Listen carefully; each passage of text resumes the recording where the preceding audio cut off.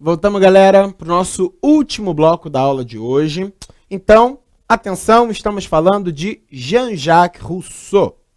E a gente estava falando sobre a visão do Rousseau, sobre o que era, o que ele via, né, como a natureza do homem, né? Inclusive envolvendo a questão do amor de si e o amor próprio que todo homem tem sobre a sua própria pessoa. Continuando então, no surgimento da sociedade, pessoal, o Rousseau ele vai destoar de todos os contratualistas que vieram antes dele, tá? O que o Locke falou? O Locke falou que tem que ter um monarca e esse monarca ele é dono da sociedade. Aliás, esse foi o Hobbes, né? O Hobbes disse isso. O Locke, ele diz que tem um monarca e esse monarca, ele é proprietário da terra. Morar na terra significa dever respeito ao monarca, ao rei. O Rousseau, ele vai dizer que o contrato social, ele é simplesmente regido pela vontade geral. Inclusive, demanda também um problema, né? Porque vem daquela parada que eu falei, do cuspir pro alto lá, né? Então, a liberdade, uma vez que você vive em sociedade, ela vai ser rasgada no meio, tá, gente? Isso é inevitável. Inevitável. Eu já tive o desprazer de ler boa parte da Constituição da gente, tá? Eu não vou mentir para você falar que eu li o livro inteiro, porque o livro inteiro deve ser chato demais. A parte que eu li já era.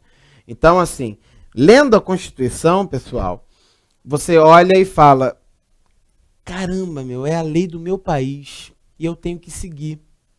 Pô, mas eu não concordo. Meu amigo, foda-se. Você não precisa concordar, você tem que seguir. Sabe? A lei é isso. A lei ela é feita, né, em âmbito social. Não existe uma lei para o Rodrigo Barbosa.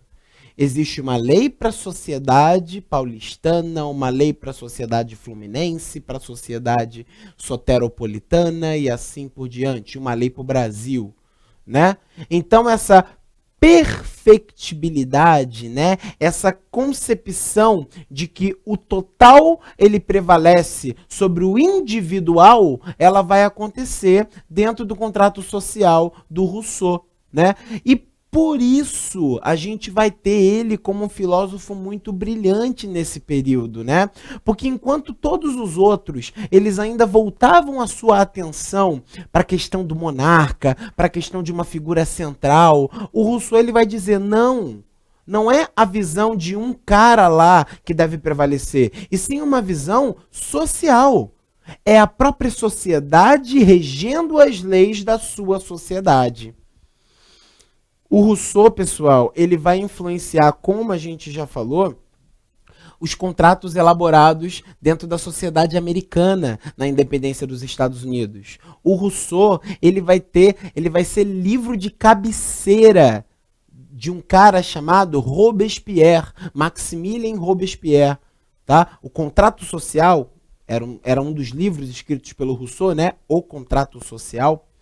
Ele era um dos livros de cabeceira do Robespierre, né? Quem foi Robespierre? Foi o cara que idealizou, que protagonizou a Revolução Francesa. Revolução essa que destruiu a Bastilha Francesa, que acabou com o absolutismo francês, que guilhotinou Luís XVI e Maria Antonieta, tá? E uma vez que isso aconteceu, a gente teve uma mudança filosófica, histórica, sociológica gigante. Tivemos aí uma mudança tão considerável, pessoal, tão grande, que ela rompe a própria história. Até 1789, a gente reconhecia o período, a gente reconhecia o mundo como Idade Moderna. A Revolução Francesa, ela é um marco tão grande na história da humanidade que após a Revolução Francesa a gente vê uma mudança e a gente chama a história do mundo de Idade Contemporânea. E nós vivemos nela até os dias de hoje. Pessoal, essa é a nossa aula de hoje. Espero que tudo tenha ficado compreendido, viu? Desculpa aí o despojamento, desculpa as brincadeiras. Elas fazem parte da concepção da matéria em geral, tá legal? Espero que tudo tenha ficado claro. Espero que lá no vestibular você sempre opte pela alternativa mediante o que a gente mencionou aqui, viu? Muito obrigado pela atenção. A gente se vê na próxima aula. Tchau, tchau.